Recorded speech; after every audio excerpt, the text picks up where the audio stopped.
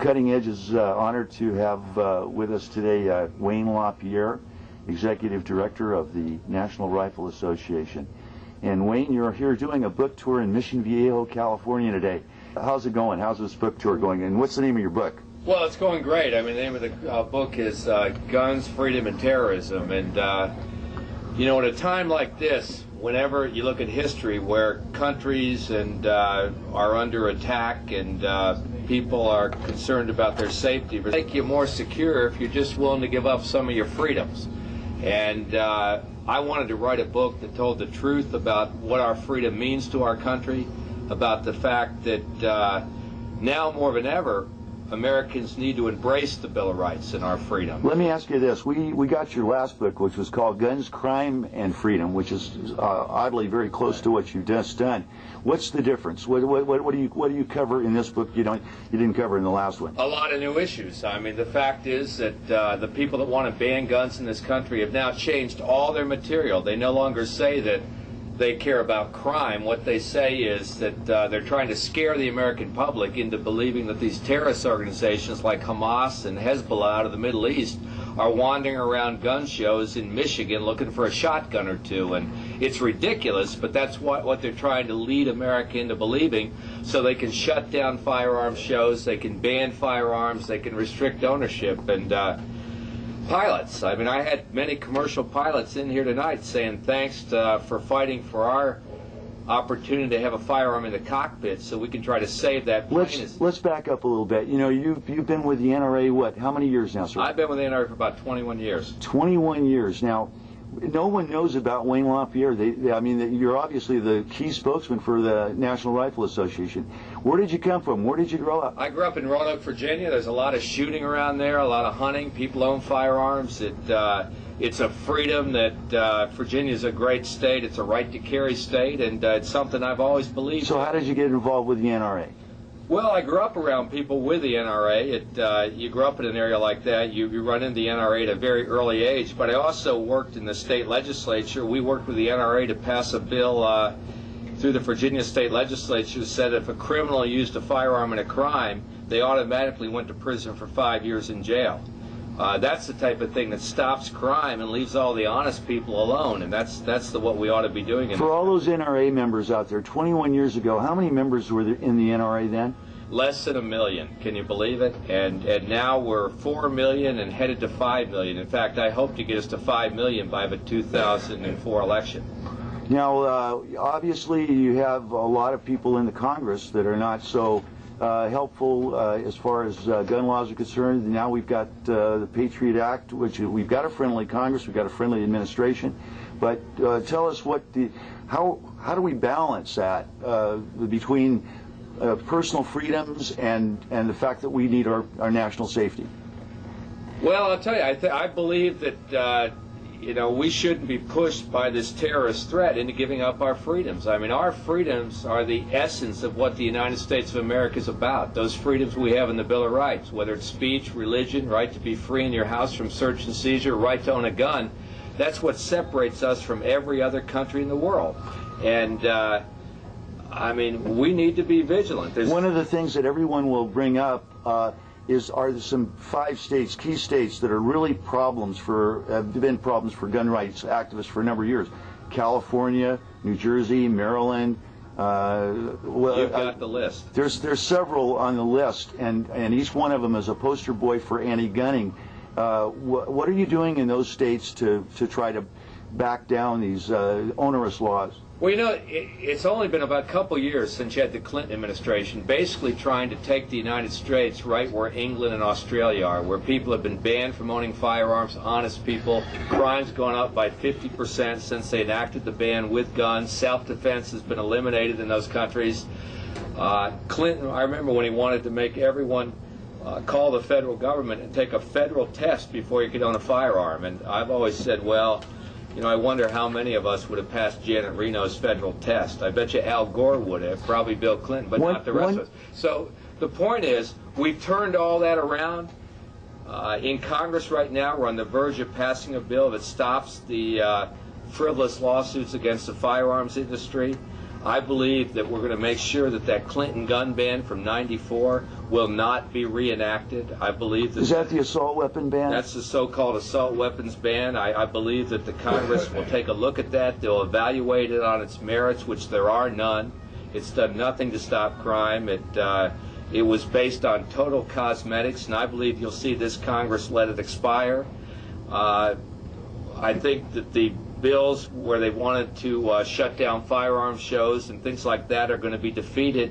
This Congress is a much more modern Congress. It's a much more pro-Second Amendment Congress than the ones we had during the Clinton administration, and they understand these issues much better. And I know Dianne Feinstein and Charlie Schumer are going to try to filibuster the bill to stop the lawsuits against the gun industry, but I believe we'll break that filibuster. Well, how many of these books are you going to sell here in this book tour, you think? You know, I don't know, but I'll tell you, it gets around the filter of ABC, NBC, and CBS and goes straight to the American public with the truth. So, you know, and a lot of issues, whether it's pilots owning guns, whether it's the fact that they're trying to scare people with the terrorist threats, whether it's the fact that you had all this phony research coming out for the Centers of Disease Control and gun control is what they should have called it during the Clinton administration.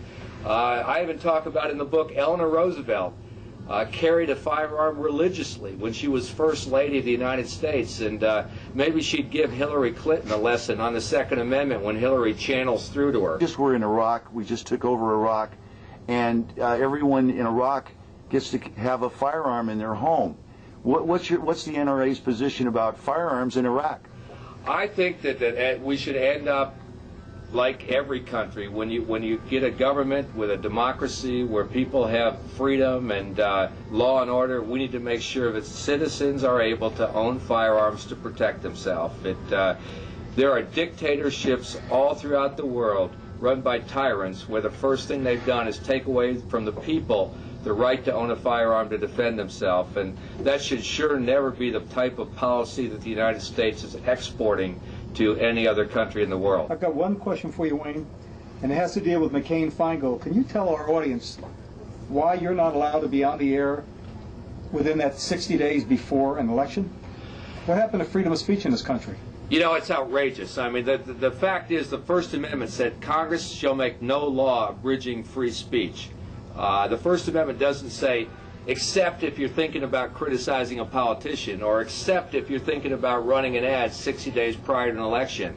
I mean, what the Congress has done is absolutely outrageous. Not since the Alien and Sedition Acts in this country in 1798 have we had a speech ban where if the American public or organizations try to put an ad on TV speaking about politicians, we can be thrown in federal prison for 5 years with a $25,000 fine.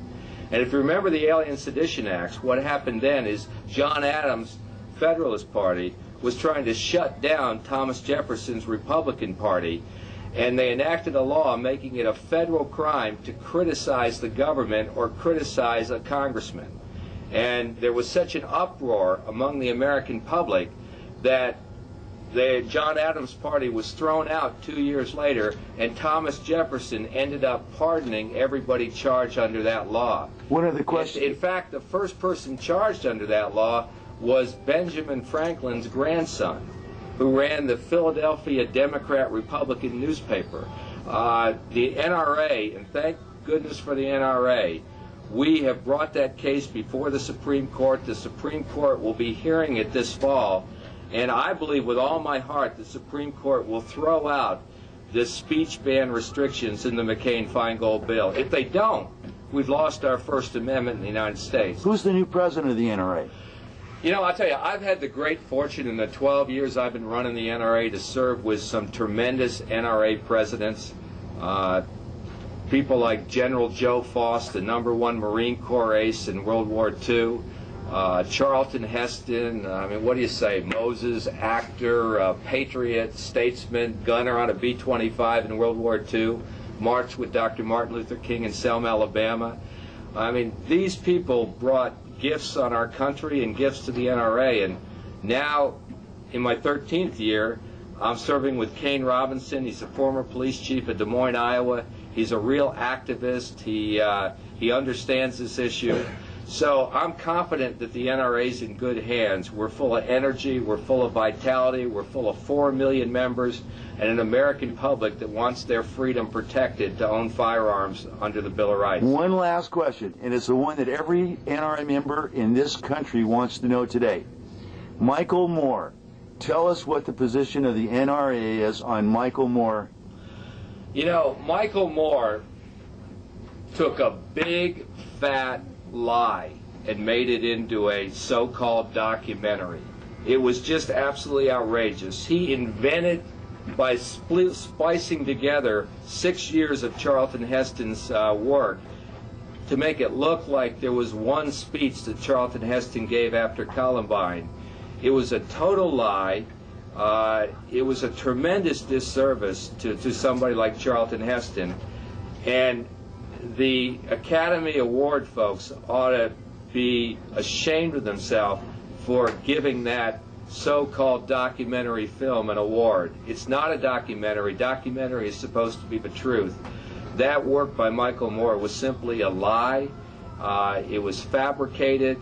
It distorts the truth. And someone ought to call him to the carpet on it, and I'm going to try to do it. One of the things on that Michael Moore film I should mention was quickly that he used 2 of the kids that happened to be victims of Columbine just as pawns in his game to approach the Kmart, was it, or Walmart? I can't remember which one it was.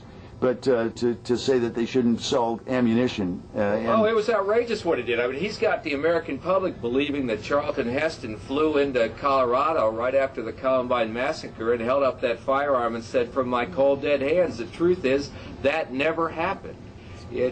Charlton Heston did that several years later in another speech. Michael Moore simply distorted the truth, and he's got naive audiences around the country believing stuff that never happened, and he ought to be ashamed of himself to start with. Wayne LaPierre, we've taken far too much of your time. Thank you so much for joining us again on The Cutting Edge. Thanks, I enjoyed it. Wayne, I you can't couldn't be with leave you. Photograph for me, please. I'll be happy I'll to. pay that man in the back.